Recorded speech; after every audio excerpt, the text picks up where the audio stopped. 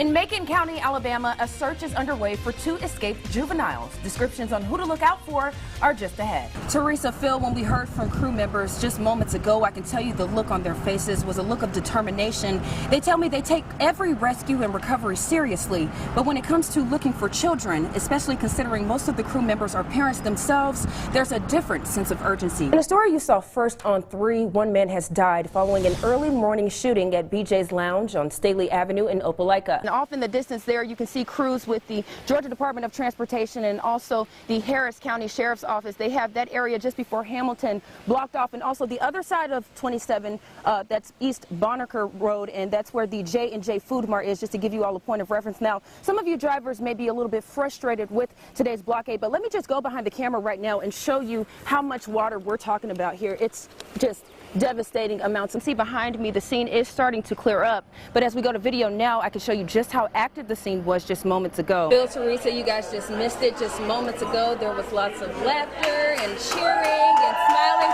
It's still going on behind me now. You support having a sales tax holiday for Georgians who want to buy a firearm, gun safe, holsters, and or ammunition. What do you have to say to those folks who say, let's create tighter gun laws instead of making guns cheaper and therefore more accessible? Well, first of all, live on Interstate 85 southbound, just before the West Point exit. That's what you see behind me. And according to officials with the Troup County Sheriff's Office, those 2 suspects are from Selma, Alabama. Deputies tell me they pulled over the suspects, busted them for drugs after they were following another driver too closely. Well, according to the ACLU, there are roughly 90,000 inmates across the state of Georgia, many serving time for minor crimes. This week, the ACLU met with the Muskogee County Sheriff and Marshal, representatives from the Columbus chapter of the NAACP, and the New Life Second Chances Outreach, all who say they're ready to work and do what's right. I'm at one of those badly damaged homes right now. As you can see behind me, there's a gaping hole at the top of this house. Bill, Teresa, the $4.1 million worth of meth and heroin were seized from this home in Columbus that you see behind me on Alta Vista Drive. Police say in total more than $7 million worth of drugs were seized from this home in Columbus and another location in Atlanta.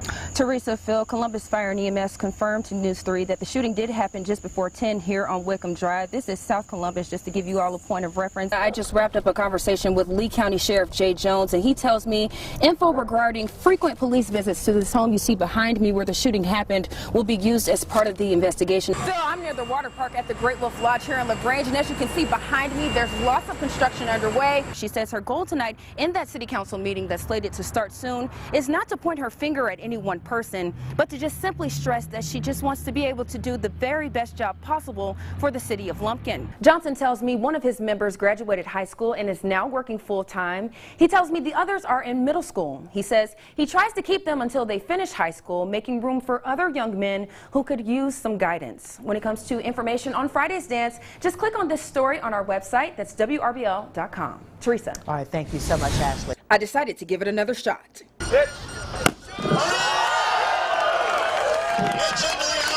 Hey Greg, I'm in the warehouse. It's downstairs at the Civic Center right now, where you can see around me and behind me a multitude of donations that have been collected for those Irma evacuees. Phil, some of the viewers may have seen trucks like the one you see behind me along interstates in Georgia, including right here in Columbus. Representatives with the Georgia Department of Transportation tell me they're not taking any chances when it comes to any possible snow.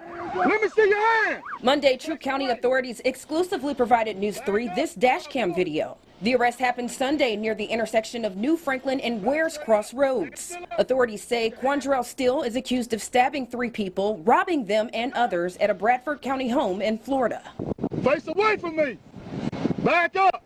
Troup County deputies say Steele was with Cindy Moore at the time of the arrest, a woman who is believed to be his girlfriend. He has 12 charges out of Florida. 3 of those, I believe, it's like an aggravated assault charge in Florida.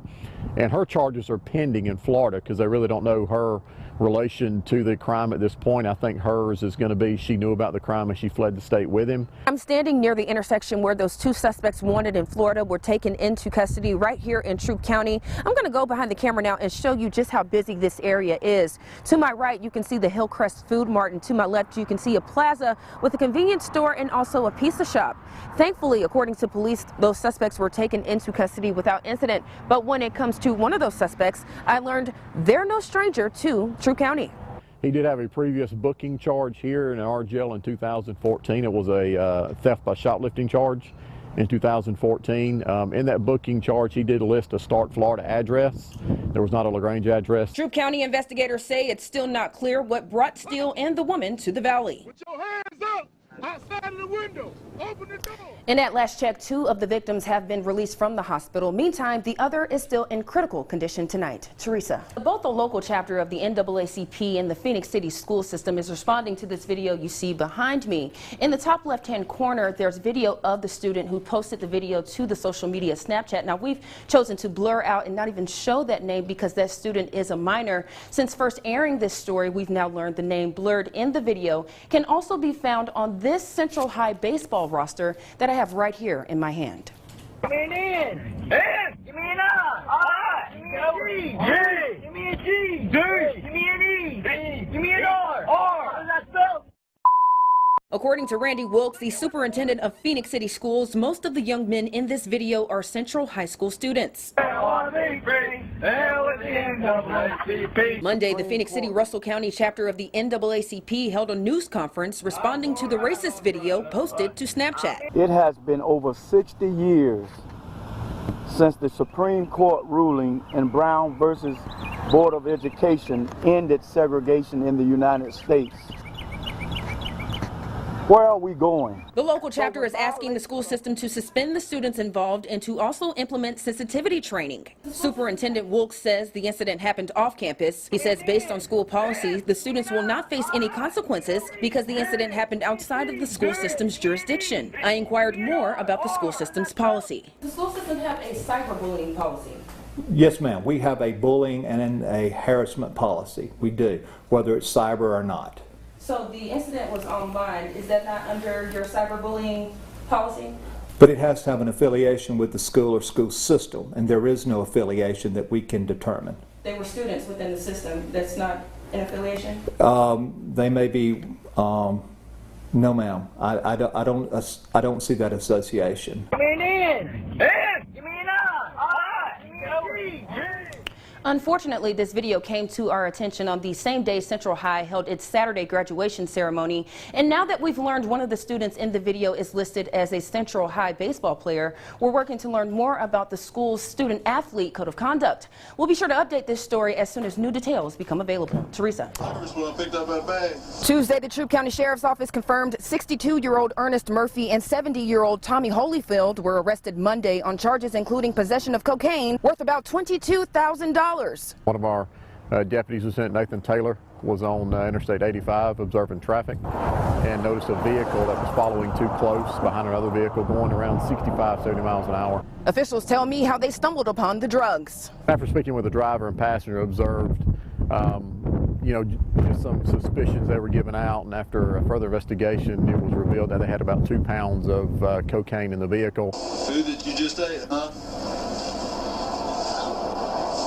And the cocaine. Investigators say the cocaine was found in a plastic bag on the floor of the car they were driving. And right now, those 2 suspects are being held in the Troup County Jail. Investigators on the case tell me they were arrested without incident. They also tell me whether they've learned why the suspects were in Troup County. Where they had purchased it or going to purchase it, we really don't know. And, that's still continuing right now, trying to figure all that out. It's not uncommon for suspects outside of the valley to get arrested in Troup County. Uniquely featured in that we have 2 major interstates, 85 and 185, and we're major thoroughfares for Florida and Alabama, and we do traffic enforcement on the interstates, and we'll catch the high speeders, and at times we'll check the ones that are pushing the drugs through, and so we're always on alert for that. It's not the first time that this has happened, and we just want to say congratulations. And the cocaine. Live now, officials tell me those suspects are now awaiting their first court appearance. They also say they will not be extradited because their charges are here in Troup County. For now, though, I'll send things back to you in the studio. Live in Troup County and on your side, I'm Ashley Garrett for WRBL News 3. Good evening and thank you for trusting News 3. I'm Ashley Garrett. Let's get right to tonight's top story. A newly surfaced racist video is striking up controversy tonight with many of our viewers in the Valley. Take a look at some video you will see only on 3. You're looking at video that was sent to us by a News 3 viewer. Video shows a group of young men spelling out the N-word. According to the Russell County Phoenix City NAACP, the young men are students at Central High School. Part of the video involves the group shouting, quote, "To hell with the NAACP." Tonight, representatives are responding with a statement. The statement reads in part, "We are asking that disciplinary actions include temporary suspensions with sensitivity training for the students involved and the school system as well. And above all, we want transparency so that such incidents will not be swept under the rug," end quote. We've reached out to Randy Wilkes, the superintendent of Phoenix City Schools, for comment, but we were unable to reach him tonight.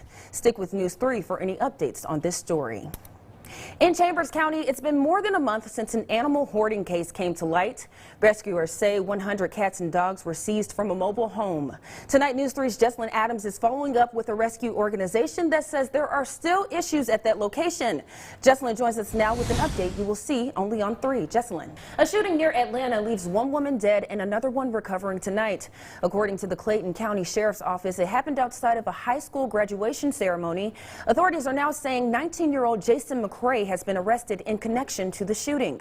You're looking at video of last night's scene at the Clayton County Schools Performing Arts Center. Tonight, police say they believe an argument led to the shooting. In Texas, a 16-year-old student says the grace of God is the reason he survived the school shooting in Santa Fe. He was shot in the head during this week's rampage, but thankfully he's doing just fine. The student spoke with Paulo Sandoval. Switching gears now, it's time to get a check of the weather. First Alert meteorologist Carmen Rose is standing by. Hey, Carmen.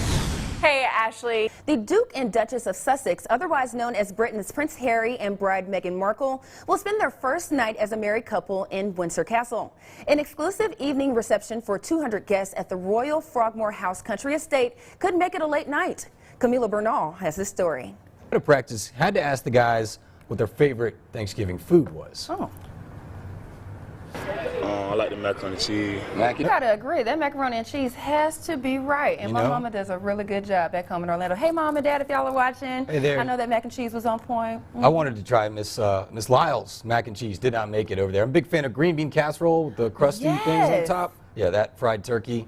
It's the spot. You about to have me lose my professionalism talking about food. I love food, y'all. We can talk food instead of sports. We'll talk about it a little more in the break. You guys hang tight. We'll be right back.